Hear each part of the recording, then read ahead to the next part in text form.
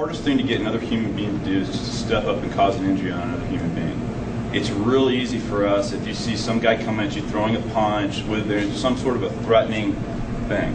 The methodologies that we're using are to get you to step up, recognize an opportunity, exploit an opportunity. If you understand how to do that, it's real easy then later on, in the course where you can have a guy start coming at you, trying to do things, trying to do the typical attack profiles that you guys are used to. Unfortunately, most of the stuff that's shown in defensive tactics and in combat sports and martial arts are unrealistic. It doesn't jive with the way violence goes down. You don't get those opportunities. You don't get a guy throwing a haymaker at you. You don't get a guy, wielding the weapon and showing. A guy that knows how to use an edged weapon, it's felt. It's never seen. What we're trying to do is we're trying to model asocial. And in order to do that, we've got to get you comfortable with the idea of an asocial environment. You need to ignore what's going on around you and focus on your opportunity and focus on destroying that target. It's the only thing that's going on. There could be a lot of chaotic stuff going on prior to you getting that injury. It's all irrelevant. Everything that happens before the first injury is irrelevant. It doesn't matter. Okay, the only thing that's important, the only place where things change is at the point of injury. And so we're choosing to start you at the point where you begin to be successful, no matter what has happened before, because none of that matters. What matters is getting the eye, getting the groin, breaking the leg. Those are the things that matter. And by training this way, we're starting you at that point. So you don't have to worry about the rest of the stuff. You can take your time. Torin kept saying, he said that like 3 times. That's so key. Take your time.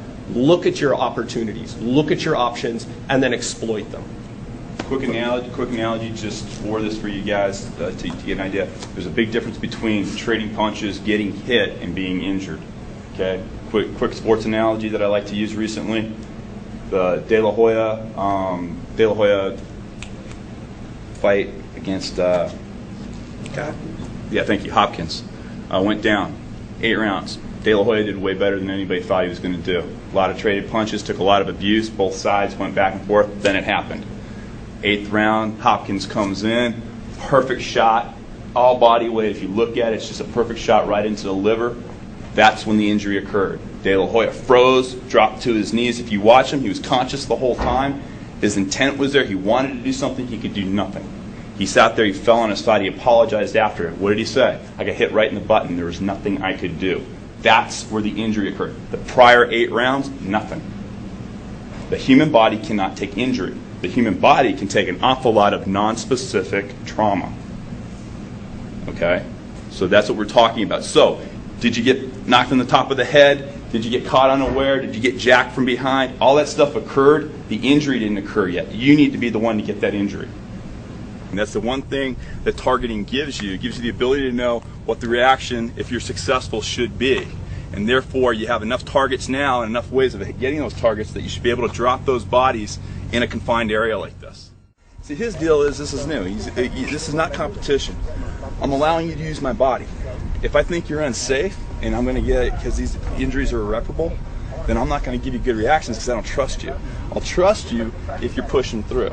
If I want to take this guy's ear and I jack him like this, he's not going to give me good reactions or anything like this. If I cup here and push through, I can get everything I want. Then out in the street, all I got to do is just do it. Okay? So again, this is where we take care of each other. It's not a competition, but to get really good training is this guy's got to trust that I'm not going to really do it to him. And so that's why we do it this way. Okay? This is going to do. Chris's hands are going to be behind his back. And this is what I want everybody to do because penetration this is essential and it's just not happening. He doesn't need, all he's going to do is he's going to choose the impact point. What we did was we said this is the impact point to hit that throat. But what gets the job done is this guy's body weight. That's what we've been trying to tell you. So Chris can go ahead and just go right into me. And that's what we're talking about with penetration. Now you just choose, instead of here he was getting a generalized contact point along the entire torso, my shoulder, my hip. Instead, if we choose a specific contact point, like the throat, the guy eats your entire body weight on this nice small surface area, and that's going to crush the throat. That's going to get the damage you need to cause these injuries. So the way you're going to fix this up is instead of going to the man, because right now I'm seeing people step here and I'm seeing people step here. Really, we all need to be stepping here, or if you want to step to the outside, we all need to be stepping here, so that you literally displace the guy. That means you've swung your body weight at him like a bat. and then you just pick the little small piece that you want to connect up with him to a target, and we get our results. Okay, so what we're going to do that for just like 30 seconds, and that is what I want everybody to do. When it's your turn, put your hands behind your back, penetrate to take your partner's balance. So make sure that you've taken their balance. You don't need to hit each other too terribly hard, but penetrate, cover that distance. And it's not my job to lean into Chris. Okay, so I see that, and oftentimes guys think, okay, you're going to bounce off of me. No, that's not the idea. We're going to talk about that in a little bit. Mass moves when it's injured. It's real nice. Okay, but the idea here is we need the penetration, because you guys are still to the point to where you think the impact point is what we're hitting with. That is not what we're hitting with. That is where we're choosing to focus the body weight. Okay, and it's a big difference. If you can get that idea that striking is not punching and kicking, it's throwing your body weight at somebody, it goes a long way. Okay, so let's triple up for about 30 seconds, get a couple turns of displacing each other. We never assume 100% success when you're actually in the, dealing with violence. We show you the multiple targets and multiple areas, and a lot of times, oftentimes you say, well, geez, the second shot, if I did that to the guy, it would be over with. And yeah, we're absolutely hoping. We're hoping that every time you hit a target, you absolutely destroy it. But the reality is, we know that under stress, sometimes you're going to miss. You're not going to get everything you want.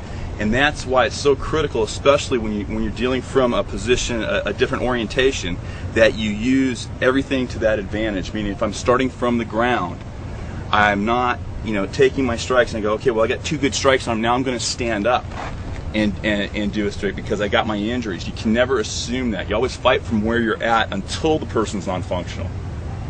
Okay, I just want to make that point. And we never, the reason we're modeling 100% success is for your brain, for the feedback loop. So when you get success, but you may, maybe I went to go strike that nerve, but I didn't get my body weight into it. It hurt him. He gives me a bit of a reflective reaction to it, but it's not an injury. And if I then think I can stand up at that point, he has the opportunity to put it on me. And remember, it's who gets the injury. If he gets the injury on me, I'm a human just like everybody else. The central nervous system responds the same exact way. So I just want to make that point. And these environments really show you, the differences. Nobody wants to do, nobody wants to feel it on this gravel. Nobody wants to feel it on there. And some of you guys didn't want to fight from the ground because it's uncomfortable to fight while you're on gravel. I understand that. It may not be an opportunity. And the place you want to discover all that is now in a training environment. You don't want to discover it, while it's happening.